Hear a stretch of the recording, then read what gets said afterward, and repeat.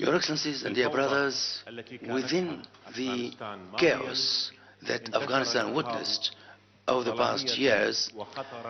obscurity spread all across the country and brought sufferings to the Afghani people. And the fees were paid by the Islamic Afghani people and by other Muslim people across the world. Today, Afghanistan stands at a crossroads, either to further work and degrade and continue the conflicts that will bring further sufferings and will allow the return of the terrorist groups and their dangers for the world at large, or we should start a new path of rebuilding